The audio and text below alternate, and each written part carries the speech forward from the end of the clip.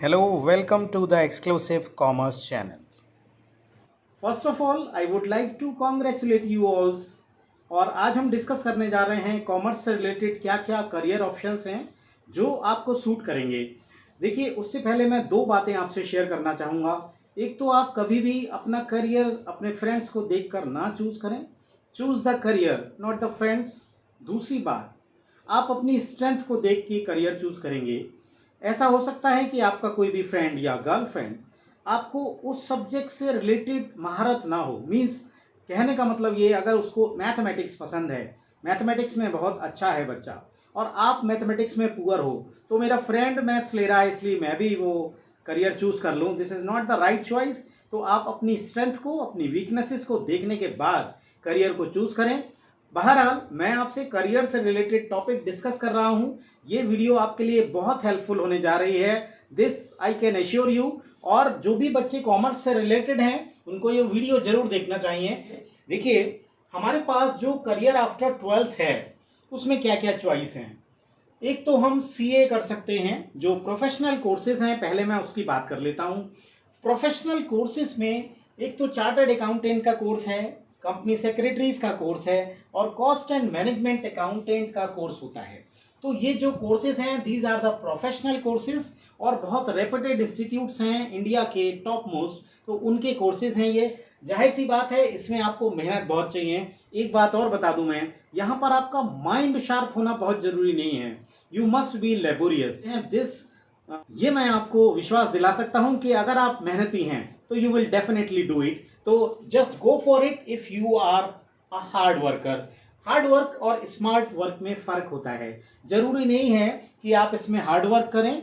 ये इसमें hard work के साथ अगर स्मार्ट वर्क भी आप करेंगे तो आपके लिए ये बहुत बेनिफिशियल होने जा रहा है। आइए बात कर लेते हैं इन कोर्सेज के बारे में। सबसे पहले देखिए, ये प्रोफेशनल कोर्सेज के बारे में सबसे पहले डिस्कस कर लेते हैं। तीनों कोर्सेज के बारे में, सीए फाउंडेशन, सीएस फाउंडेशन और सीएमए फाउंडेशन, इन तीन कोर्सेज के बारे में हम डिस्कस करने जा रहे हैं। These are the professional courses.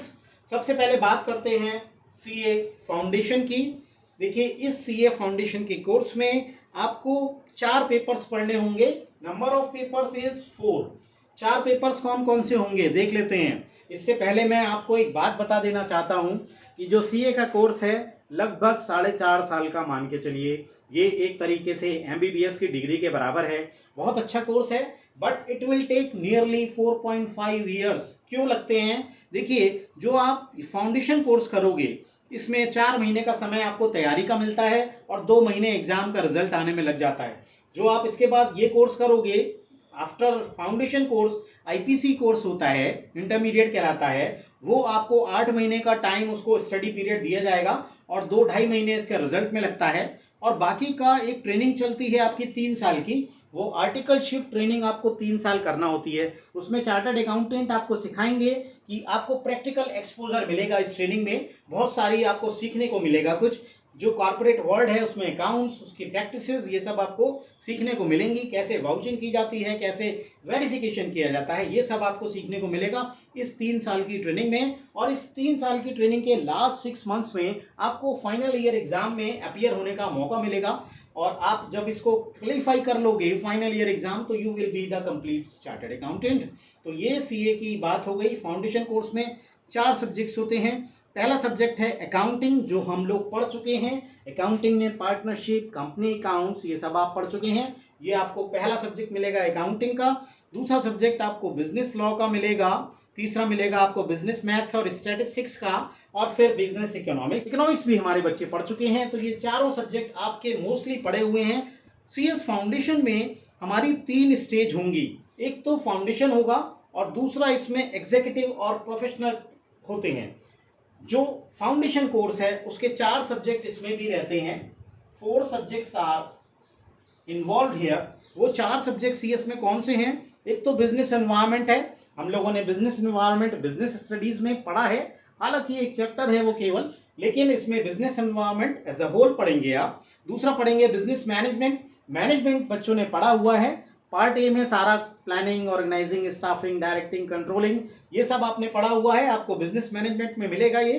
Business economics आपने पढ़ी हुई है, इकोनॉमिक्स भी आपको मिलेगा इसमें। CS फाउंडेशन में, और एक और कोर्स है अकाउंटिंग एंड ऑडिटिंग। तो ये अकाउंटिंग और ऑडिटिंग भी आपको मिलेगा, इसमें पार्टनरशिप वगैरह सब इंक्लूड होगा। तो जो बच्चे 12th में बहुत अच्छे नंबर से पास आउट हैं, जिन्होंने बहुत मेहनत की है, उनके लिए ये बेस्ट करियर ऑप्शंस हैं। अब बात कर लेते हैं CMA foundation. See basically this is related to the cost accounting. तो कॉस्ट अकाउंटेंट्स इनको बोलते हैं। Actually this is the cost and management accountant. तो इसमें देख लेते हैं CMA में क्या क्या आप पेपर्स पढ़ेंगे। इसमें भी 4 पेपर्स हम पढ़ेंगे। There are 4 papers. कौन कौन से पेपर्स हैं, मैं एक चीज यहाँ आपको क्लैरिफाई करना चाहता हूँ कि जो अकाउंटिंग और इकोनॉमिक्स है ये आपको सभी में मिलेगा, CS में, CMA और CMA में। तो अकाउंटिंग और इकोनॉमिक्स आपके लिए बहुत ज़्यादा इंपॉर्टेंट होने जा रहे हैं ये, क्योंकि सभी में इन्वॉल्व हैं। बात कर लेते हैं CMA के 4 सब्जेक्ट्स के बारे में। तो CMA में एक तो आपको अकाउंटिंग मिलेगा, दूसरा मिलेगा इकोनॉमिक्स एंड मैनेजमेंट, तीसरा मिलेगा बिजनेस लॉज, और फोर्थ मिलेगा बिजनेस मैथ्स एंड स्टैटिस्टिक्स। अब मैं बात कर लेता हूं कि अगर आप इसके अलावा कोई कोर्स करना चाहते हैं, जैसे मान लीजिए हम प्रोफेशनल कोर्सेज नहीं करना चाह रहे, तो रेगुलर कोर्सेज जो हैं, जो ग्रेजुएट होना चाहते हैं बच्चे, उसके बाद वो कंपटीशन की तैयारी करना चाहते हैं, तो उन बच्चों को बीकॉम सूट करता है। हर बच्चा ये कोर्स नहीं करना चाहता है, तो उन बच्चों के लिए बीकॉम या बीकॉम ऑनर्स आपके लिए 2 कोर्स हैं। BCom honours is a professional course. देखिए बीकॉम जो कोर्स है वो विदाउट मैथ्स हो सकता है, लेकिन बीकॉम ऑनर्स के लिए तो बीकॉम ऑनर्स आप विद मैथ्स कर सकते हैं, क्योंकि इसमें 1 साल आपको मैथ्स पढ़ना होगी। बीकॉम में मैथ्स आपको नहीं पढ़ना। दूसरी बात क्या है, बीकॉम के बाद आप एमकॉम कर सकते हैं और आप MBA भी कर सकते हैं, यानी आप मैनेजमेंट कोर्स कर सकते हैं और एमकॉम कर सकते हैं।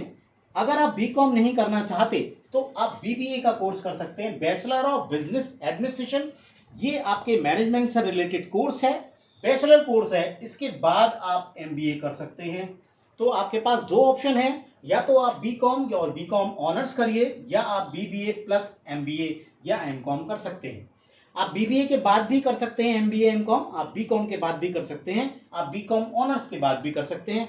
लेकिन BCom honours comparatively is a professional course, अच्छा कोर्स माना जाता है। इसमें हम ज़्यादा सब्जेक्ट पढ़ते हैं, इसमें हम 19 सब्जेक्ट्स पढ़ते हैं और इसमें हम 24 सब्जेक्ट्स पढ़ते हैं। तो ऑब्वियसली इसमें नॉलेज का लेवल अच्छा है। फिर बात करते हैं, अगर हमने CS फाउंडेशन कर लिया है तो हम एलिजिबल हैं CA के, CS के और CMA के, तीनों के IPC कोर्स के लिए, यानी इंटरमीडिएट एंड फाइनल। तो CA में तो 2 लेवल होते हैं, एक तो इंटरमीडिएट होता है और दूसरा फाइनल होता है। तो इसको हम IPC और फाइनल बोल सकते हैं, यानी CA में IPC करेंगे आप, इसको इंटरमीडिएट बोलते हैं, और एक फाइनल कोर्स होगा, वो मैंने बताया लास्ट 6 मंथ्स में होगा।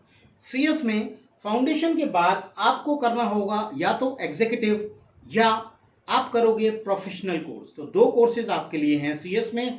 CMA में आपकी कोर्स का डिज़ाइन ऐसा किया हुआ है कि फाउंडेशन के बाद आपको सीधा इंटरमीडिएट एंड फाइनल, ये इसका पैटर्न है।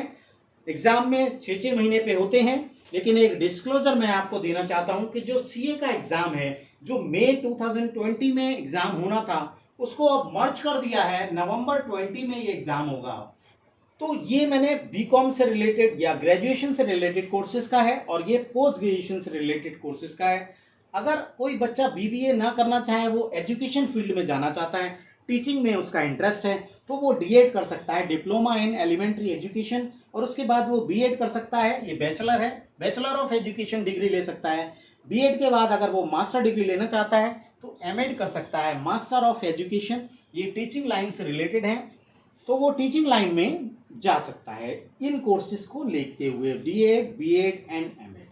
अगर वो प्रोफेशनल कोर्सेज करना चाहता है, CA, CS, CMA, तो इस पैटर्न पे रहेगा। अगर वो बीकॉम या बीकॉम ऑनर्स कर रहा है तो उसके बाद एमकॉम MBA भी कर सकता है। उसके बाद बहुत सारी लाइंस टीचिंग के लिए भी खुल जाती हैं। आप UGC नेट का एग्जाम दे सकते हो नेशनल लेवल पे, नेशनल एलिजिबिलिटी टेस्ट है, ये असिस्टेंट प्रोफेसर के लिए एग्जाम होता है।